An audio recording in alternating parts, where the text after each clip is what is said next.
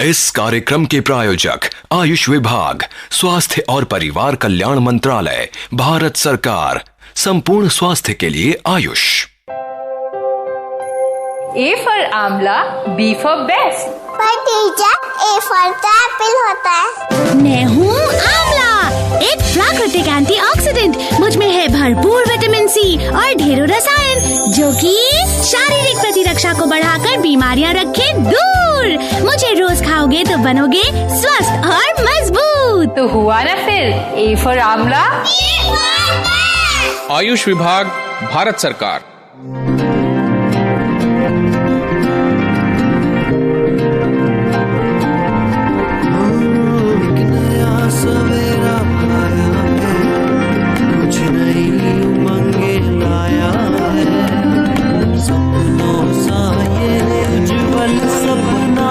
सबके मन पर छाया है।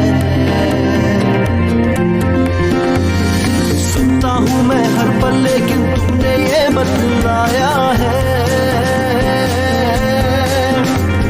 सोच की कोई दिशा नहीं, पर समझ की सुंदर काया है। Born to be remembered, born to be remembered, born to be remembered, born to be remembered। नमस्कार श्रोताओं, मैं हूं आपका साथी संदीप भट्ट और रोजाना की तरह एक और नए एपिसोड के साथ आप सभी का फिर से हार्दिक स्वागत करता हूं। कहते हैं कि परिवर्तन ही प्रकृति का नियम है, लेकिन इस परिवर्तन के लिए रास्ता तो हमें ही तैयार करना होता है। अगर हमने आज गलत का विरोध नहीं किया तो आने वाले दिनों में वक्त भी हमें छोड़कर आगे निकल जाएगा। वैसे आर्य समाज का नाम तो हर भारतवासी अच्छी तरह से जानता है और इसीलिए इसके प्रवर्तक एवं संस्थापक महर्षि स्वामी दयानंद सरस्वती का नाम किसी परिचय का मोहताज नहीं है। अगर आज हमारे देश की आबादी 1 अरब से ज्यादा है तो उसमें कितने ऐसे लोग हैं जो अपने परिवार को छोड़कर दूसरों के बारे में सोचते होंगे। शायद ये आंकड़ा ना के बराबर हो। लेकिन समय समय पर जब मानवता स्वार्थ व सामाजिक कुरीतियों से घिरने लगती है, तब किसी न किसी ऐसे महापुरुष का जन्म जरूर होता है जो सिर्फ मानवता के उत्थान के लिए जन्म लेता है। स्वामी दयानंद जी भी एक ऐसे ही महामानव थे जिन्होंने मानव धर्म को गुलामी से बाहर लाने के साथ साथ अपने संस्कारों को सहेजने के लिए भी प्रेरित किया। और ये उनकी प्रभावशीलता का ही तो परिणाम है कि आज पूरा देश स्वामी दयानंद सरस्वती जी की जयंती इतनी धूमधाम से मना रहा है। दयानंद सरस्वती का जन्म वर्ष 1824 में गुजरात के एक छोटे से गांव में हुआ था, जिस कारण इनका नाम मूल शंकर रखा गया। बचपन से ही ज्ञान के पीछे भागने वाले मूल शंकर ने 2 साल की छोटी सी उम्र से ही वेद व उपनिषदों का अध्ययन करना आरंभ कर दिया था। भगवान शंकर के अनन्य भक्त होने के कारण वैराग्य की भावना भी इनमें बचपन से ही प्रबल होने लगी थी। शुरुआत में ये मूर्ति पूजा पर विश्वास करते थे, लेकिन एक दिन मूल शंकर यानी दयानंद जी ने शिवरात्रि का व्रत रखा व भगवान शिव की पूजा अर्चना की। लेकिन रात में जब इन्होंने एक चूहिया को शिवलिंग पर चढ़कर कंदमूल व प्रसाद को खाते हुए देखा, तभी से मूर्ति पूजा के प्रति इनकी आस्था समाप्त हो गई और वो ईश्वर के निराकार स्वरूप को ही सर्वस्व मानने लगे। मैंने जिस शिव का किया श्रद्धा से उपवास, मैंने जिस शिव का किया श्रद्धा से उपवास, उस शिवलिंग का कर रहे कुछ मूषक उपहार। जैसे जैसे वो अपने जीवन रथ पर सवार होकर आगे बढ़ रहे थे, उनकी विद्वता से आसपास के लोग भी जुड़ते जा रहे थे। जब स्वामी जी 21 साल के हुए तो घर वालों ने इनके विवाह की तैयारियां करनी प्रारंभ कर दी और विवाह बंधन से न जुड़ने के कारण ही इन्होंने अपना घर छोड़ दिया और करीब 18 सालों तक सन्यासी के तौर पर जीवन व्यतीत किया। इन्होंने देश के अलग अलग स्थानों का भ्रमण किया और बहुत से आचार्यों से शिक्षा भी प्राप्त की। सबसे पहले मूल शंकर वेदांत के प्रभाव में आए और इन्होंने आत्मा एवं ब्रह्म की एकता को स्वीकार किया। इसके बाद ये अद्वैत मत में दीक्षित हुए और इनका नाम चैतन्य पड़ा। इस तरह ये सन्यासियों की चौथी श्रेणी में दीक्षित हुए और फिर इन्हें प्रचलित उपाधि दयानंद सरस्वती से नवाजा गया।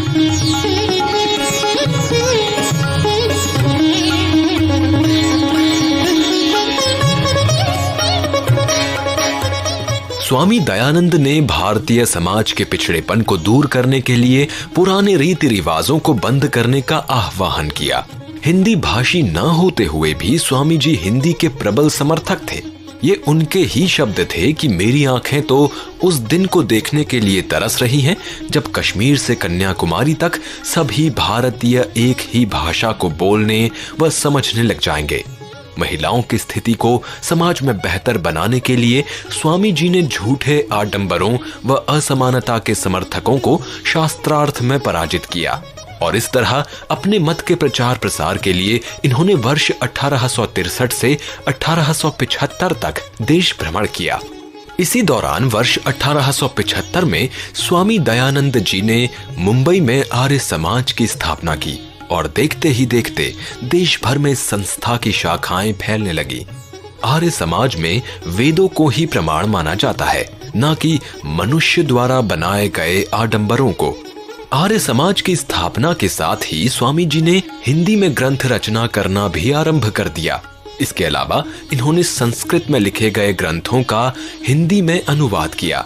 ऋग्वेद आदि भाष्य भूमिका उनकी असाधारण योग्यता का ही परिचायक ग्रंथ है, जिसका हिंदी अनुवाद सभी ने खूब पसंद किया। सत्यार्थ प्रकाश उनका सबसे प्रसिद्ध ग्रंथ है। इसके साथ साथ स्वामी जी ने पाखंड खंडन, पंच महायज्ञ विधि, वल्लभाचार्य मत का खंडन, बहुत सी पुस्तकों की रचना भी की थी। इस तरह जीवन के अंतिम 20 वर्ष स्वामी दयानंद ने जनता को अपने संदेश सुनाने में व्यतीत किए।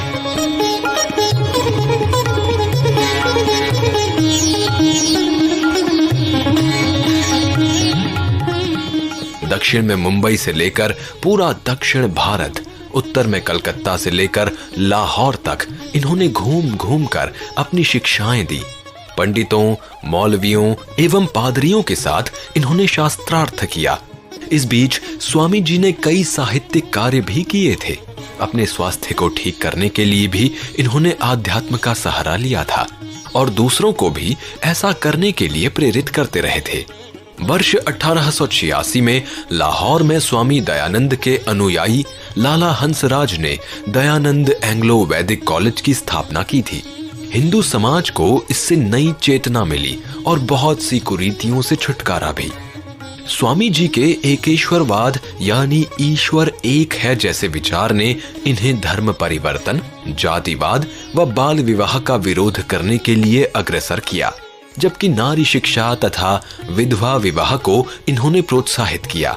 धर्म रक्षक व समाज सुधारक होने के साथ साथ दयानंद सरस्वती जी ने ब्रिटिशों के अत्याचारी शासन से तंग आ चुके भारतवासियों को राष्ट्रीयता का उपदेश दिया और भारतीयों को देश पर मर मिटने के लिए प्रेरित भी किया।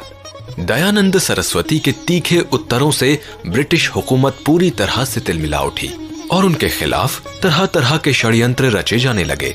कहा जाता है कि किसी ने स्वामी जी को दूध के साथ जहर मिलाकर दे दिया था, जिस कारण 30 अक्टूबर 1883 में ठीक दीपावली के दिन शाम के वक्त इनका निधन हो गया। इनकी मौत ने पूरे देश में दीपों के त्योहार की चमक को फीका कर दिया था और लोगों के दिल कई दिनों तक उनकी याद से बाहर नहीं आ सके थे। जहर देकर दुश्मनों ने उनके भौतिक शरीर को तो नष्ट कर दिया था, लेकिन उनकी आत्मा को जो खत्म कर सके वो ताकत ना कभी थी और ना ही होगी। उन्होंने अपनी शिक्षाओं व संदेशों की बुनियाद पर 19वीं सदी में आर्य समाज के रूप में जो ज्वलंत अध्याय लिखा था, उसकी गूंज आज तक वैसी ही सुनाई देती है।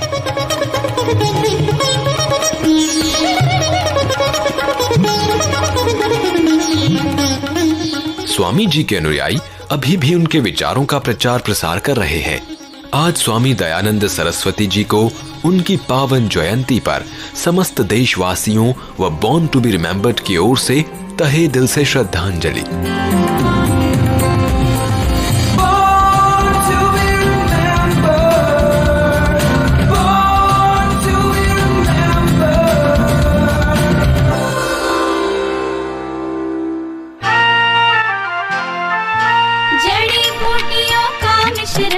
आयुर्वेद भारत का धन, ऋषि मुनियों का है वरदान, आयुर्वेद करता कल्याण। जड़ी बूटियों पर आधारित आयुर्वेदिक दवाइयाँ आधुनिक तकनीक से रजिस्टर्ड फैक्ट्रीज में बनती हैं और लाइसेंस फार्मेसी पर मिलती हैं। ये दवाइयाँ आयुर्वेद डॉक्टर की सलाह से ही लें। आयुष विभाग, स्वास्थ्य एवं परिवार कल्याण मंत्रालय, भारत सरकार द्वारा जनहित में जारी।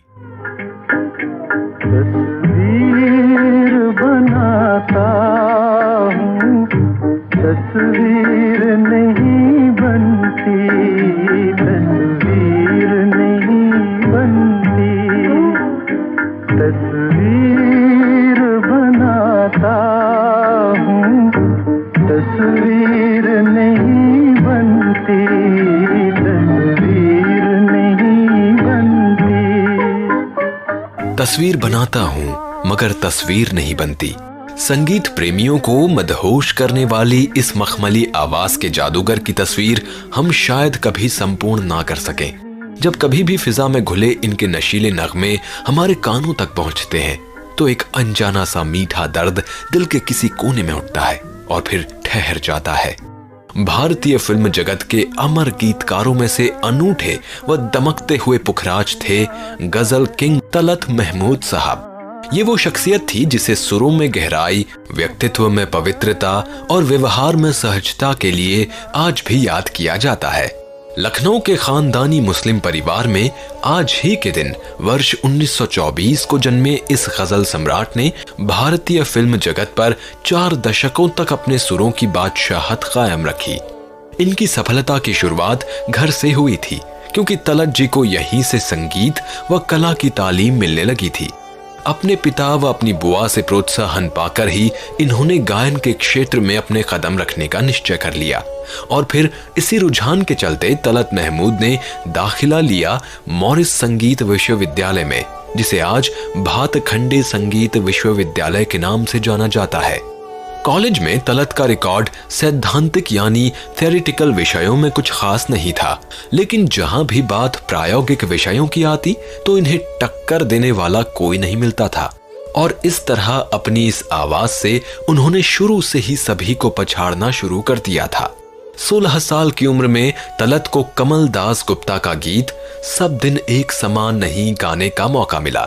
जब यह गीत आकाशवाणी लखनऊ पर प्रसारित हुआ तो काफी लोकप्रिय रहा। उसी दौरान HMV संगीत रिकॉर्ड कंपनी कलकत्ता से लखनऊ आई और तलत जी के गाने रिकॉर्ड किए गए। पहला गाना मेरा असल में इसकी भी एक कहानी है कि सबसे पहले मैंने ऑल इंडिया रेडियो पे गाया। अपनी जिंदगी का सबसे पहला गाना ऑल इंडिया रेडियो पे 1940 में।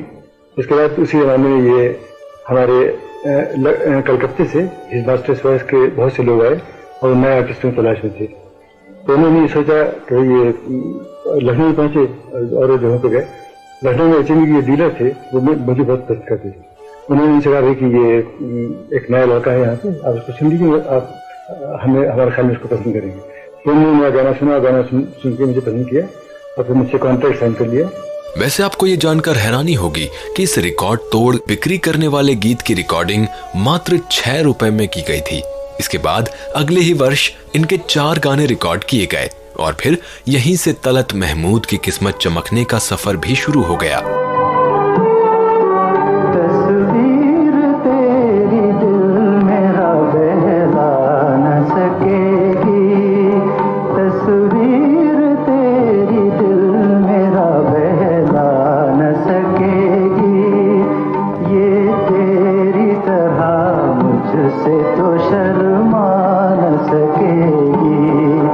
तस्वीर तेरी दिल मेरा बहला न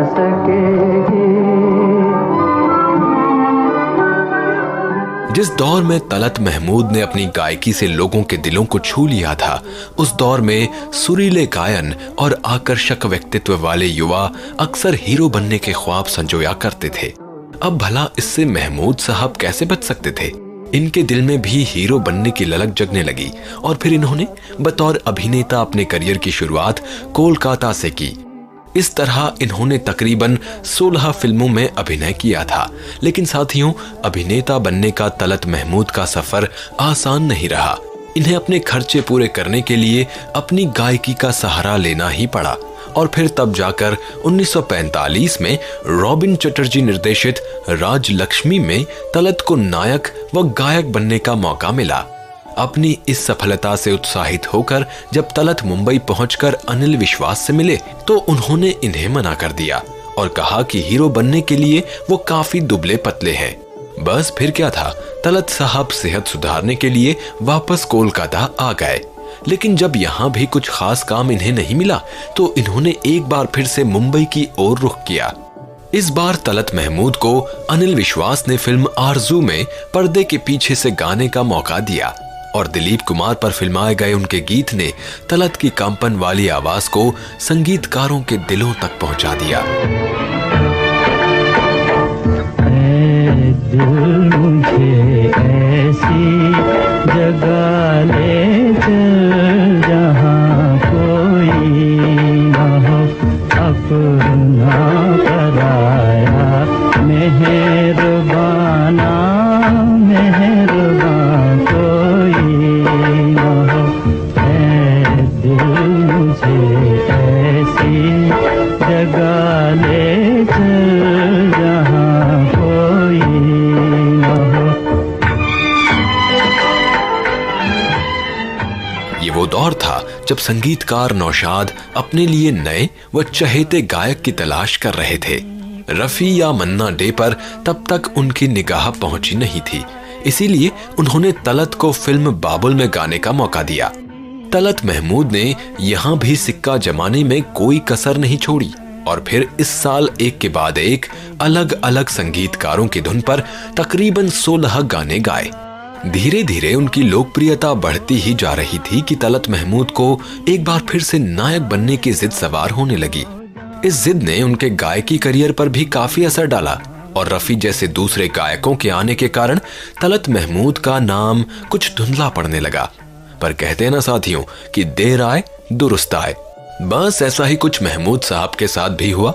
जब उन्हें अभिनय की दुनिया से कुछ खास हासिल नहीं हुआ तो इन्होंने एक बार फिर से गायकी को ही अपना धर्म मान लिया। लेकिन अब 60 के दशक में बहुत सी नई आवाजें इंडस्ट्री को मिल चुकी थी। ऐसे में तलत महमूद का फिल्मी करियर बहुत ज्यादा लंबा नहीं चला, पर हाँ, गैर फिल्मी क्षेत्र में इनकी गायकी की चर्चा लगातार जारी रही। उन्होंने फिल्मों में आखिरी बार वर्ष 1966 में आई फिल्म जहां आरा में अपनी आवाज दी थी। तलत महमूद को यह बात समझ आ चुकी थी कि उगते सूरज को हर कोई सलाम करता है और इसीलिए उन्होंने गजलों के क्षेत्र में सभी को पीछे छोड़ दिया। एक वक्त में तो ऐसा लगने लगा था कि मानो तलत महमूद की आवाज बनी ही गजल गायकी के लिए है। देखते ही देखते वो गजल के पर्याय बन गए। वर्ष 1956 में तलत महमूद को मंच पर कार्यक्रम प्रस्तुत करने के लिए दक्षिण अफ्रीका बुलाया गया और इस प्रकार के कार्यक्रम में जाने वाले वो पहले भारतीय कलाकार बने। ये कार्यक्रम इतना ज्यादा पसंद किया गया कि फिर दक्षिण अफ्रीका के कई नगरों में महमूद साहब के कुल 22 कार्यक्रम आयोजित किए गए।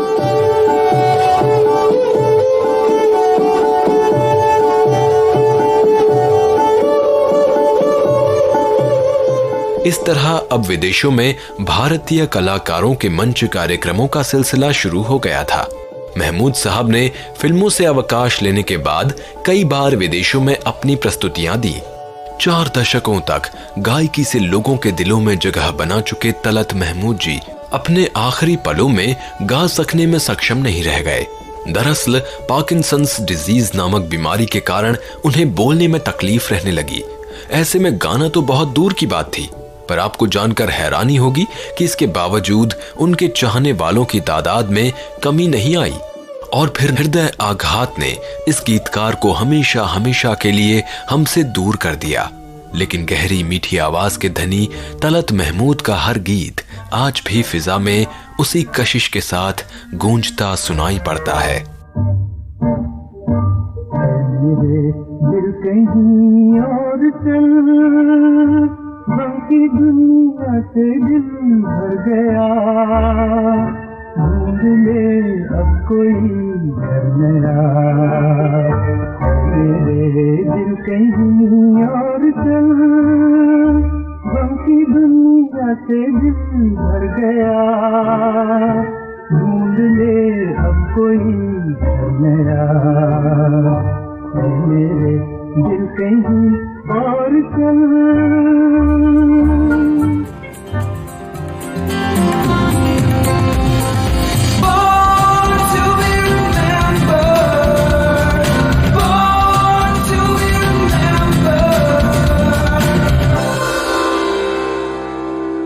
गरम चाय लो भाई।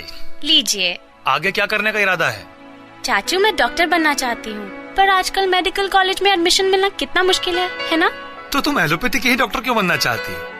हमारी पारंपरिक चिकित्सा पद्धतियाँ आयुर्वेद, यूनानी, होम्योपैथी, नेचुरोपैथी बहुत लाभदायक हैं। इनकी डॉक्टर बन जाओ, इनकी आगे बहुत मांग बढ़ेगी, इनमें बहुत अच्छा करियर बन सकता है। आयुष विभाग, स्वास्थ्य एवं परिवार कल्याण मंत्रालय, भारत सरकार द्वारा जनहित में जारी।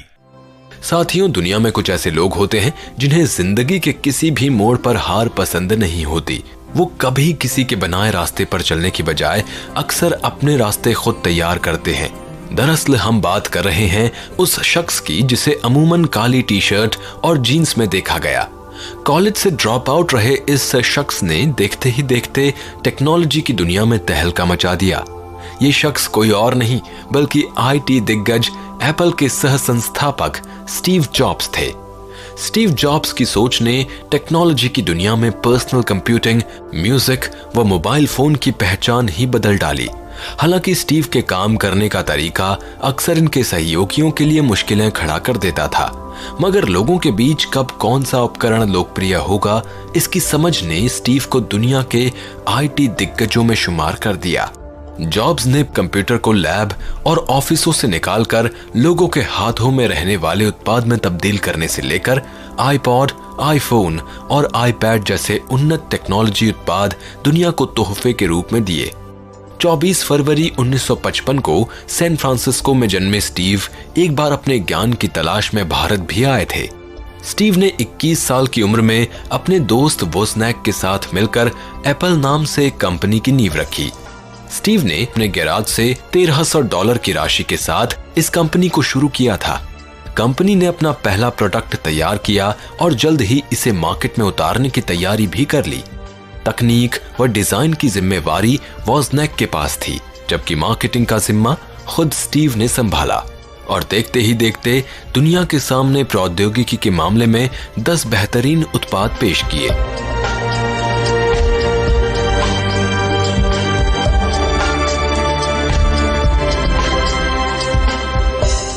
इनमें से ज्यादातर ने लोगों के बीच धूम मचानी शुरू कर दी।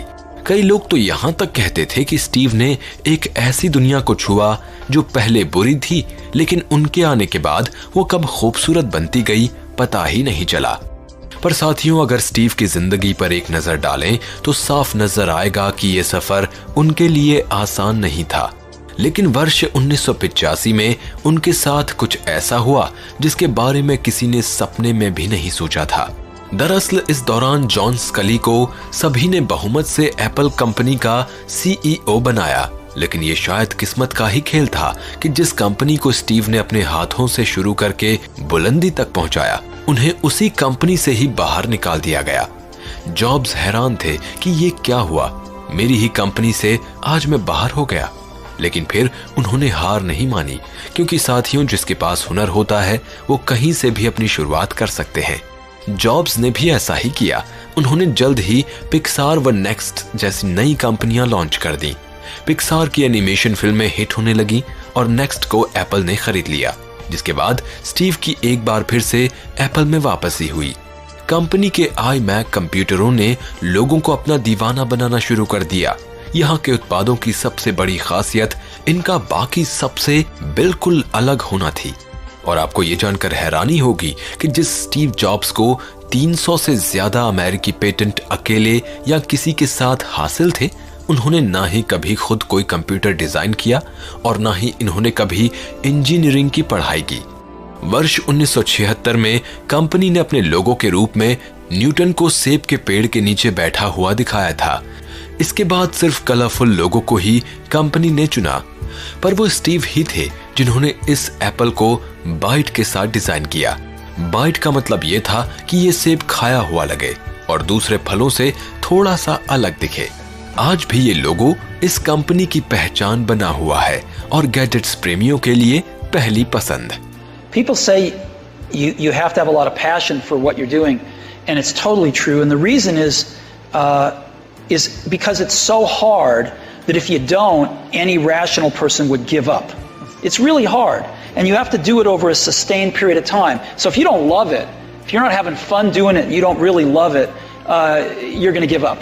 And that's what happens to most people, actually. If you really look at the ones that ended up, being successful, unquote, in the eyes of society, and the ones that didn't, oftentimes it's the ones that are successful loved what they did so they could persevere.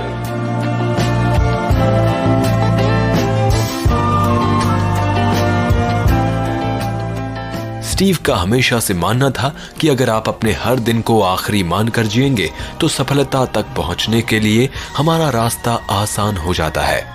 बस इसी फलसफे को उन्होंने उस वक्त भी जारी रखा जब उन्हें पता चला कि वो पैनक्रियाटिक कैंसर यानी अग्नाशय के कैंसर से पीड़ित हैं। उन्होंने अपने आप को संभाला और करीब 7 सालों तक बीमारी से अपने संघर्ष को जारी रखते हुए 5 अक्टूबर 2011 को इस असली हीरो ने 56 साल की उम्र में मौत के आंचल को थाम लिया। स्टीव जॉब्स अब भले ही इस दुनिया में ना हो, पर उनका योगदान हमेशा हमारे बीच ही रहेगा।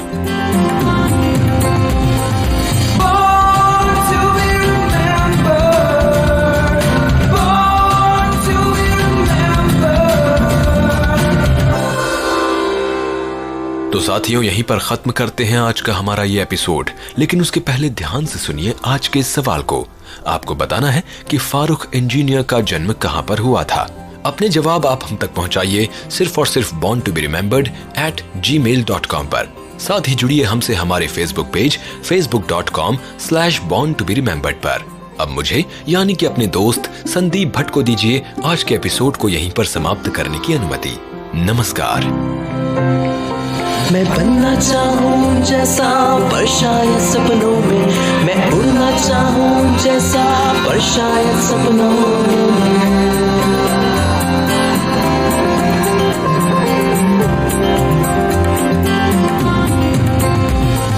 सपनों की है उड़ान, कांटे बन गए फूल समान, रोक न पाए वो मुझको मुट्ठी में मेरी आसमान।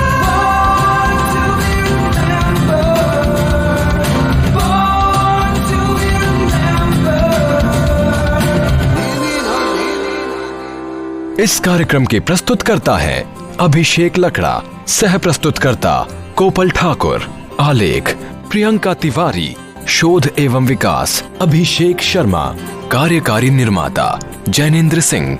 मैं डायबिटीज हूँ, मैं हृदय रोग हूँ, मैं ब्लड प्रेशर हूँ, मैं जोड़ों का दर्द हूँ। हम हमला करेंगे। घबराइए नहीं, सही दिनचर्या अपनाइए। सुबह जल्दी उठकर ताजी हवा में व्यायाम करें, फल और हरी सब्जियों का सेवन करें, मानसिक तनाव दूर रखें। भाई 7-8 घंटे सोएं, फिर इन बीमारियों से कहें आयुष विभाग, स्वास्थ्य एवं परिवार कल्याण मंत्रालय, भारत सरकार द्वारा जनहित में जारी। इस कार्यक्रम के प्रायोजक आयुष विभाग, स्वास्थ्य और परिवार कल्याण मंत्रालय, भारत सरकार। संपूर्ण स्वास्थ्य के लिए आयुष।